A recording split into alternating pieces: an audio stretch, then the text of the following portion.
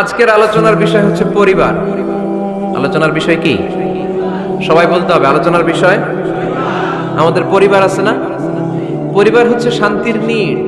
যার পরিবার নাই সে নীড়হারা পাখির মতো, ঠিক কিনা? এর সেবা করার কেউ নাই, এর খোঁজ খবর নেয়ার কেউ নাই, একে ভালোবাসার কেউ নাই। পরিবারের ভেতরে আছে ভালোবাসাবাসী, পরিচর্যা, অসুস্থ হলে সেবা শুশ্রূষা, যত্ন আত্মি। আমরা একটা প্রশান্তির জায়গা খুঁজে পাই পরিবারের ভেতরে, ঠিক কিনা? এজন্য আমি যদি জান্নাতে যাই, আমি চাই আমার পরিবারের সবাইকে নিয়ে যাব, ঠিক কিনা? নাকি আপনারা একা একা জান্নাতে যাবেন? একা একা জান্নাতে যেতে চান কারা কারা? দেখি হাত তোলেন। হ্যাঁ, ওই যে হাত তুলছে একজন। একা একা যাইতে আয় বালানা, একা একা যাওয়া যাবে না, আমরা সবাই মিলে যাব ইনশাআল্লাহ। পড়েন।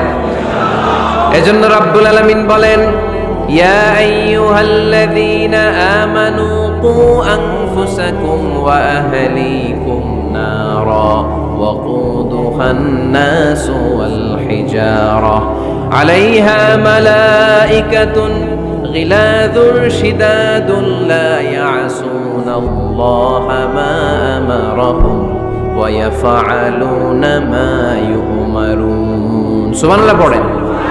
আল্লাহ ডেকে বললেন, ও বিশ্বাসীরা শোনো শোনো, তোমরা নিজেদেরকে জাহান্নামের আগুন থেকে বাঁচাও, নিজেদের পরিবার বর্গকেও ওই জাহান্নামের আগুন থেকে বাঁচাও। যেই জাহান্নামের রক্ষী ফেরেশতারা খুব নির্দয়, খুব নির্মম, এদের চেহারায় হাসি নাই। রব্বুল আলামিন তাদেরকে যা আদেশ করে তারা তাই পালন করে। ওই ফেরেশতারা আল্লাহর কোনো আদেশের অবাধ্য হয় না।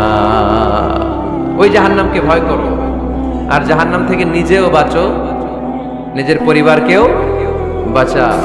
নিজেও বাঁচতে হবে, পরিবারকেও বাঁচাতে হবে। নিজেও জান্নাতে যেতে চাই, আব্বা আম্মা, স্ত্রী, সন্তান, ভাই বোন সবাইকে নিয়ে জান্নাতুল ফেরদাউসে থাকতে চাই, ঠিক কি না? এজন্য রব্বুল আলামিন বিশ্বনবীকে আদেশ করলেন, ওয়া'মুর আহলাকা বিস-সালাতি ওয়াসতাবির আলাইহা। ও নবী, আপনি আপনার ফ্যামিলির সদস্যদেরকে সালাতের আদেশ করেন এবং নিজেও সালাত পালনে সচেষ্ট হন। একা একা সালাত পালন করলে হবে না, আপনার পরিবারের সবাইকে আপনি মুসল্লি বানান। নিজেও সালাত পড়েন, সন্তানদেরকেও সালাত কায়েমকারী বানান। আপনি একা একা নামাজ পড়েন, আপনার ছেলে নামাজ পড়েন, এরকম আছে না নাই? বাবা নামাজ পড়ে, মা নামাজ পড়ে না, আছে না নাই? ভাই নামাজ পড়ে, বোন নামাজ পড়ে না, আছে না নাই? আচ্ছা, আমি জান্নাতে থাকবো, আমার মা থাকবে জাহান্নামে, এটা ভাল লাগবে? আমি থাকবো জান্নাতে, আমার আব্বা জাহান্নামে, ভাল লাগবে কার কার? আমি থাকবো জান্নাতে, আমার ছেলে মেয়েগুলো জাহান্নামে। আমি জান্নাতের নাজ নিয়ামত ভোগ করবো, আমার স্ত্রী থাকবে জাহান্নামের আগুনে, এটা আমাদের ভালো লাগবে? এজন্য মুমিন পরিবারের সবাই আমরা জান্নাতে যেতে চাই। আমিও যাব, মা বাবাও যাবে, আমার স্ত্রী সন্তানরাও যাবে। এজন্য রব্বুল আলামিন বিশ্বনবীকে বললেন, নবী নিজেও জাহান্নামের আগুন থেকে বাঁচেন, আপনার পরিবার বর্গকেও জাহান্নামের আগুন থেকে বাঁচান। নিজেও বাঁচেন, পরিবারকেও বাঁচান। এজন্য মুসল্লি ভাইরা সাবধান, একা মুসল্লি হয়েন না। ইসলাম পালনকারীরা সাবধান, একা ইসলাম পালনকারী হবেন না।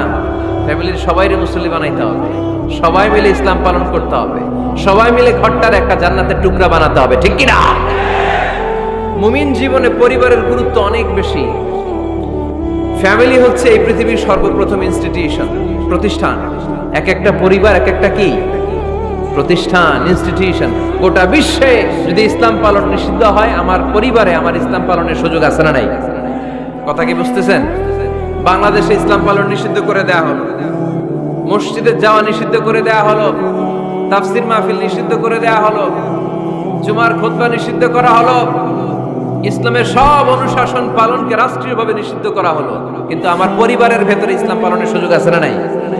আমার বেডরুমের ভিতরে কেউ নিষিদ্ধ করতে পারবে কিছু? কথা বলেন।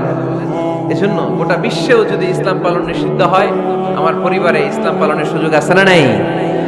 এজন্য পরিবার অনেক গুরুত্বপূর্ণ। মুমিন পরিবার এটা আল্লাহর পক্ষ থেকে নেয়ামত। আর মুমিন পরিবারে ভালোবাসার ভিত্তি হচ্ছে ঈমান। মুমিন না হলে মুমিন পরিবারের সদস্য হওয়া যায় না। নূহ আলাইহিস সালাম আল্লাহরে বললেন, আল্লাহ এই মহাপ্লাবনে আপনি আমার ছেলেকে মারবেন না। ইন্নাহু মিন ইবনি, নিশ্চয়ই এই ছেলেটা সে আমার সন্তান, আমার ঔরসজাত। আল্লাহ বললেন, না নূহ, তুমি ভুল বলেছো, সে তোমার সন্তান নয়, ঔরসজাত হলেই সন্তান হয় না, ঈমান আনা লাগে। চিল্লায় বলেন ঠিক কিনা? নূহ আলাইহিস সালামের এই মহাপ্লাবন, নূহ আলাইহিস সালামের সন্তান কানাআনকে রক্ষা করতে পারে নাই। এজন্য মুমিন পরিবারের ভালোবাসার ভিত্তি হচ্ছে ঈমান। আওয়াজ করে বলতে হবে, বিশ্বাসীদের পরিবারের ভালোবাসার ভিত্তি কি?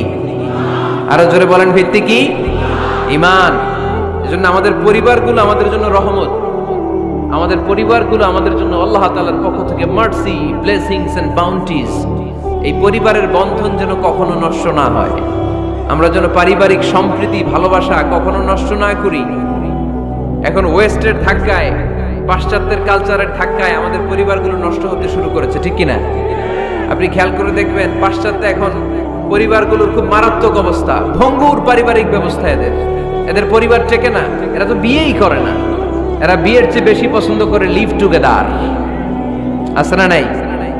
বিয়ে করে না, লিভ টুগেদার পছন্দ করে, ফ্রি সেক্স, অবাধ যৌনাচার, হোমোসেক্সুয়ালিটি, সমকামিতা, ছেলেতে ছেলেতে বিয়ে, মেয়েতে মেয়েতে বিয়ে। বিয়ে যাক দু একটা হয়, এগুলো 6 মাস 1 বছরের বেশি টিকে না। ডিভোর্সের সংখ্যা বেশি, ভ্রূণপাত, সন্তান হত্যা করার সংখ্যা বেশি, সুইসাইডের সংখ্যাও বেশি, ঠিক কিনা? রাইফেল একটা নিয়ে বের হয়ে রাস্তায় 4-5 জনকে শুট করে, পরে নিজের মাথায় নিজে গুলি করে নিজেও মরে যায়। কেন যে এগুলা করছে সে নিজেও জানে না।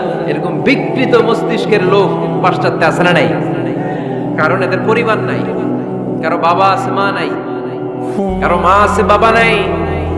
এজন্য পরিবারগুলো আল্লাহ তাআলার পক্ষ থেকে আমাদের জন্য নেয়ামত, অনেক বড় রহমত, অনেক বড় বরকত। এজন্য ইসলাম পরিবার গঠন করতে বলেছে, ইসলাম পরিবারকে সংরক্ষণ করতে বলেছে, ইসলাম এই ফ্যামিলি ইনস্টিটিউশনকে আরো শক্তিশালী করতে বলেছে। চিল্লায় বলেন ঠিক কিনা?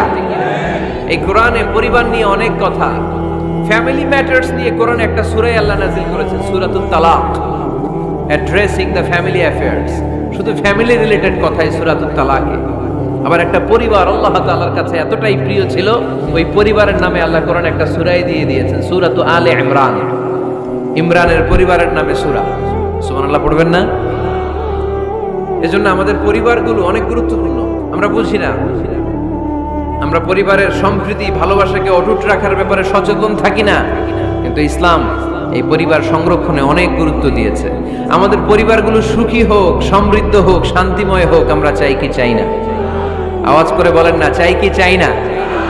এজন্য আজকের আলোচনার বিষয় হচ্ছে পরিবার। সুখী পরিবারের ফর্মুলা আজকে আপনাদেরকে শোনাবো, কি করে পরিবারকে সুখে রাখতে হয়, শান্তিতে রাখতে হয়। কোরআনের আলোকে শুনতে চান? শুনতে চান সবাই? কষ্ট হচ্ছে না তো? নাকি স্লোগান দিতে চান? স্লোগান চান কারা কারা দেখি? স্লোগান দাও তো একজন আওয়াজ করে।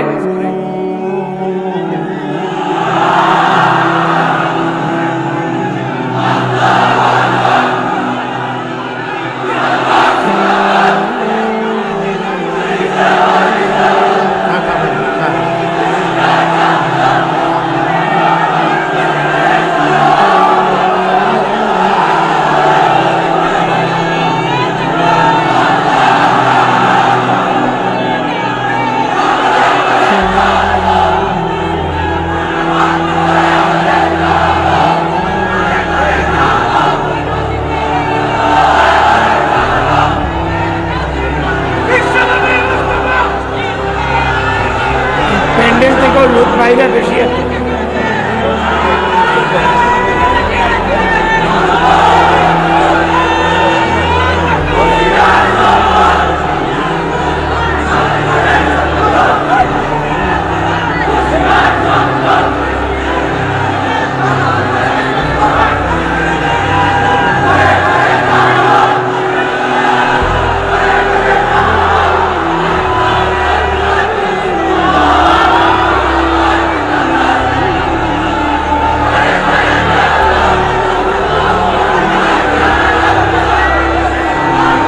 মাশাআল্লাহ।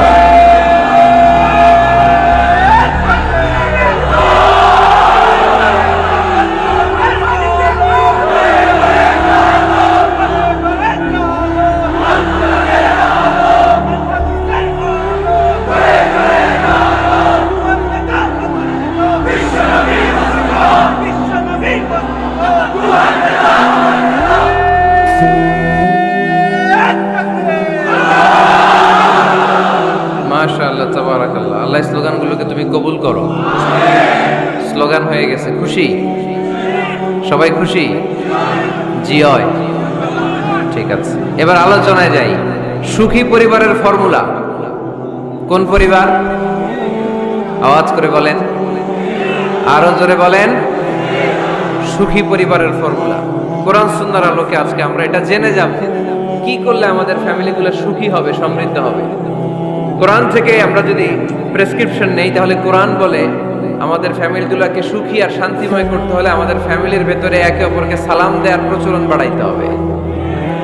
কি দিবেন? আওয়াজ করে বলেন, কি দিবেন?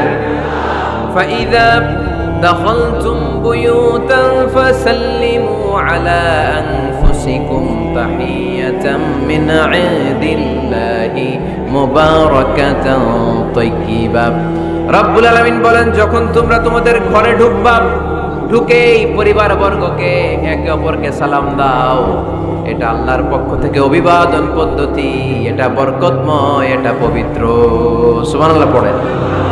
ইদা দাখালতুম বুয়ুতান ফাসাল্লিমু আলা আনফুসিকুম, ঘরে ঢুকেই সালাম দাও। সালাম মানে শান্তি। সালাম দেই না, এজন্য ঘরে শান্তিও নাই। ঠিক কি না? আজকে যে সালাম দেওয়া যাবে না, বাসায় যে ভাবির আগে সালাম দিবেন, পারবেন না? ভাবি আগে দিতে হবে। কে আগে দিবে শুনি? আপনি আগে। তুমি বিয়ে করছো নি? হ্যাঁ, আগে আগে সালাম দিবেন। রাজি আছেন? ঘরে ঢুকেই সালাম। বাবা দিবে ছেলেকে সালাম, ছেলে দিবে বাবাকে সালাম।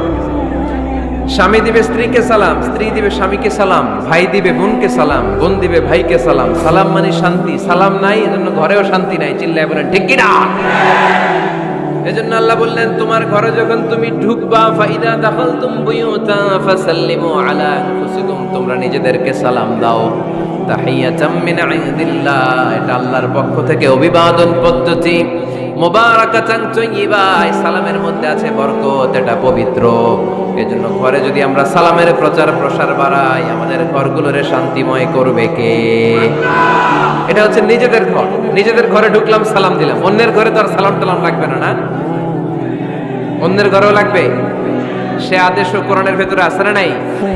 রব্বুল আলামিন বলেন, ইয়া আইয়ুহাল্লাযীনা আমানু লা তাদখুলু বুয়ুতান গায়রা বুয়ুতিকুম হাত্তা তাস্তানিসু ওয়া তুসাল্লিমু আলা আহলিহা।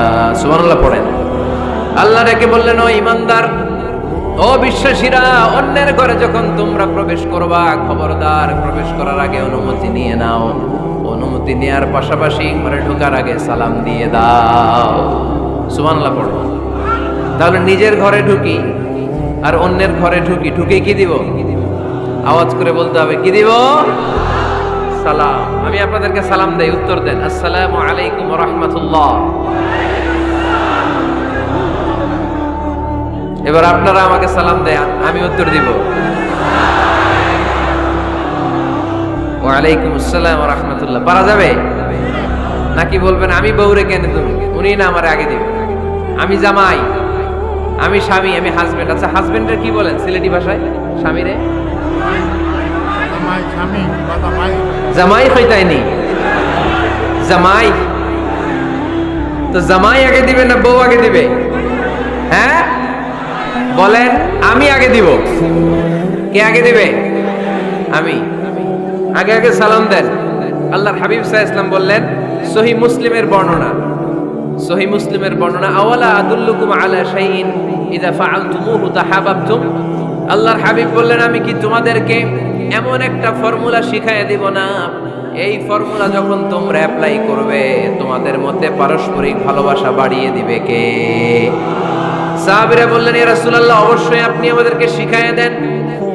কোন সেই ফর্মুলা?